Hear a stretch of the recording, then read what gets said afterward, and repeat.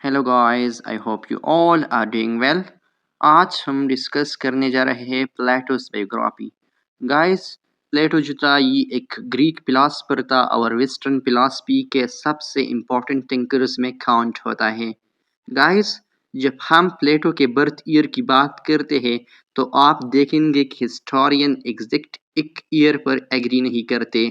आपको ज़्यादातर बुक्स में 428 और 427 बीसी दोनों साथ लिखे मिलेंगे, और ये डिफरेंस इसी वजह से है कि उस टाइम ग्रीक के कैलेंडर एक जैसे नहीं थे। अलग अलग ग्रीक सिटी स्टेट्स के अपने लोकल कैलेंडर्स थे, और हिस्टोरियन जब इनको कन्वर्ट करते हैं तो थोड़ा वेरिएशन आ जाता है। इसीलिए कुछ हिस्टोरियन कहते हैं प्लेटो वाज बोर्न इन 428 बीसी, और कुछ कहते हैं 427 बीसी, लेकिन दोनों एग्री करते हैं कि ये एथेंस के गोल्डन एज के आखिर के दौर में हुआ था।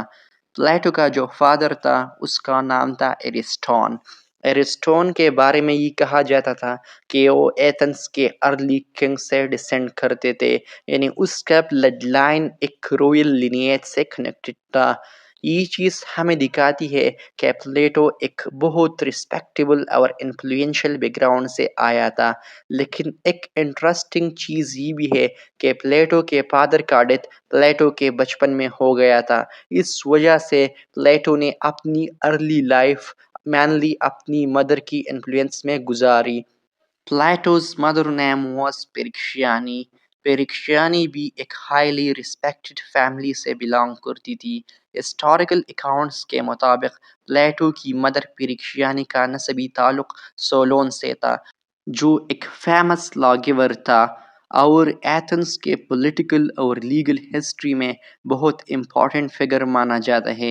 यानी प्लेटो के मदर साइड पर भी एक इंटेलेक्चुअल और पॉलिटिकल लिगेसी थी। ये बैकग्राउंड इम्पोर्टेंट इसलिए है कि उनके प्लेटो ने दोनों तरफ से एक रॉयल और एक इंटेलेक्चुअल पॉलिटिकल साइड इनहेरिटेंस ली। फादर के डेथ के बाद प्लेटो की मां पेरिक्शियानी ने पेरिलम्पस के साथ दूसरी शादी की, जो उस वक्त के एक वेल नोन पॉलिटिकल फिगर और पेरिक्लीस का क्लोज एसोसिएट था। पेरिक्लीस एक बहुत ही इम्पोर्टेंट एथेनियन स्टेट्समैन, ओरेटर और जनरल था जो 5th सेंचुरी बीसी में रहा। उसको एथेंस का गोल्डन एज का सेंट्रल लीडर माना जाता है। इस वजह से प्लेटो का अर्ली इन्वायरमेंट एक तरह से पॉलिटिकल, इंटेलेक्चुअल और एलीट सोसाइटी के बीच गुजरा। यही वजह थी कि उसकी इनिशियली स्ट्रॉन्ग इंटरेस्ट पॉलिटिक्स की तरफ बनी। लेकिन स्टूडेंट्स, जब प्लेटो ने एथेनियन पॉलिटिक्स को क्लोजली ऑब्जर्व किया, स्पेशली करप्शन और इंस्टेबिलिटी, उसे स्ट्रॉन्ग डिसइल्यूजनमेंट हुआ, और इसी वजह से उसने पॉलिटिक्स से डिस्टेंस इख्तियार की और अपना फोकस शिफ्ट कर लिया टूवर्ड्स फिलॉसफी। अब एक इंटरेस्टिंग बात यह है कि why he is called Plato, यानी प्लेटो को प्लेटो क्यों कहा जाता है। Actually Plato's real name was Aristocles, लेकिन उसे प्लेटो कहा जाने लगा। ये वर्ड आता है ग्रीक से प्लाटोस, जिसका मतलब है ब्रॉड। दो एक्सप्लेनेशन दिया जाता है। एक ये कि उसका फिजिक ब्रॉड और स्ट्रांग था क्योंकि वो रेसलिंग प्रैक्टिस करता था, और दूसरा एक्सप्लेनेशन ये है कि उसकी स्पीच और आइडियाज़ के ब्रेथ बहुत ज़्यादा थी, यानी उसकी बात करने का स्टाइल डीप और वाइट होता था। ग्रेजुअली ये निक नेम इतना पॉपुलर हो गया कि असली नाम यूज़ होना ही बंद हो गया। Next comes association with Socrates. Students, Plato की ज़िंदगी का सबसे बड़ा टर्निंग पॉइंट था उसका relation with Socrates.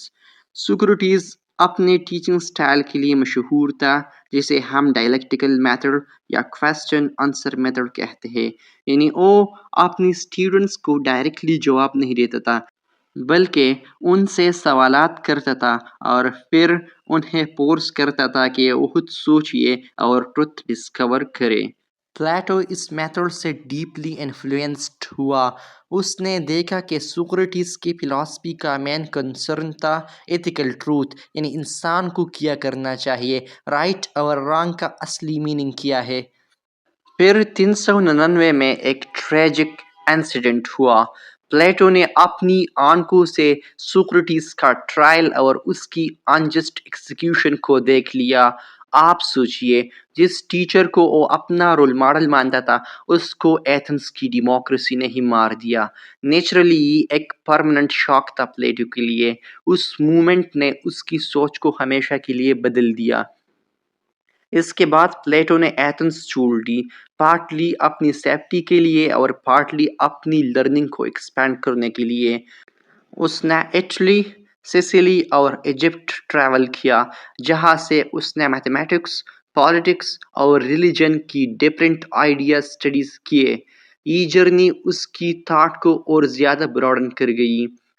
Next comes founding of the academy.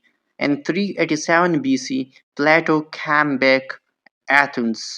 वहाँ उसने एक इंस्टीट्यूट को इस्टेब्लिश किया जो हिस्ट्री के लिए बहुत मशहूर था, और उस इंस्टीट्यूट का नाम था the academy.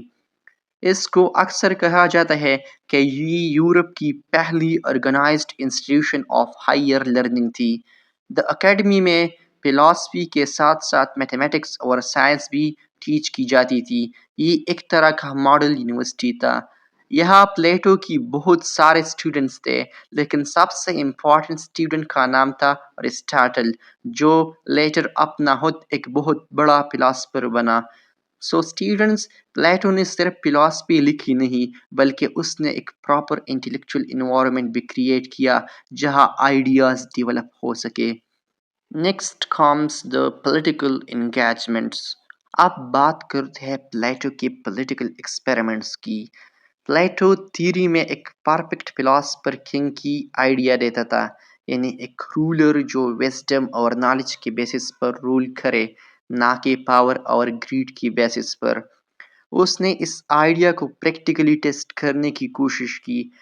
In 367 BC, Plato visited Syracuse, जहाँ डायनीसियस II रूलर था।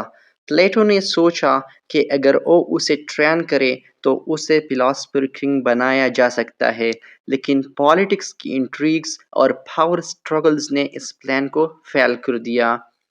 फिर 361 BC में प्लेटो ने दोबारा ट्राई किया, लेकिन रिजल्ट वही रहा, यानी फेलियर। ये फेलियर प्लेटो के लिए आई ओपनर था। उसने समझा कि फिलॉसफी को रियल वर्ल्ड पॉलिटिक्स में अप्लाई करना उतना सिंपल नहीं है जितना थ्योरी में लगता है, और इसी वजह से वो दोबारा अपने टीचिंग और राइटिंग की तरफ वापस आ गया। Next comes later life and death. अपनी ज़िंदगी के लास्ट ईयर्स प्लेटो ने ऑलमोस्ट पूरा वक्त अपनी बनाई हुई द अकेडमी, जो 387 BC में बनाई गई थी, उसी में टीचिंग को और डायलॉग्स लिखने को डेडिकेट किया। उसका इंटेलेक्चुअल इन्फ्लुएंस हर जगह फैल रहा था। अराउंड 348 एंड 347 BC में, जब वो तकरीबन 80 ईयर्स का था, प्लेटो का डेथ एथेंस में हुआ। उसकी डेथ के बाद भी उसकी अकेडमी और उसके राइटिंग्स ने फिलॉसफी पर गहरा असर डाला। Next comes works of Plato. अब गाइस, थोड़ा फोकस करते हैं उसकी वर्क्स पर। प्लेटो ने लगभग 35 डायलॉग्स और 13 लेटर्स लिखे, ऑल्दो कुछ लेटर्स डिस्प्यूटेड है।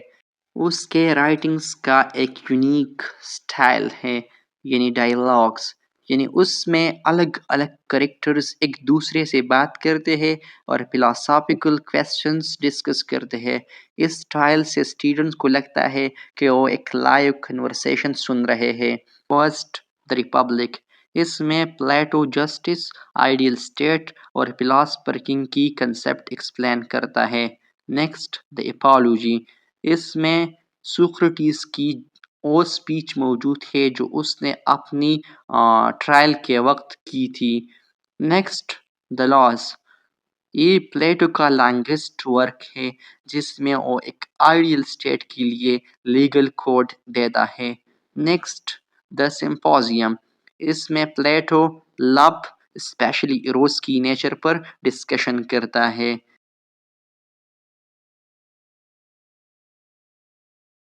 نیکسٹ دا اسٹیٹسمین اور پولیٹکس. اس میں پلیٹو ٹرو پولیٹیکل لیڈرشپ کو ایکسپلین کرتا ہے.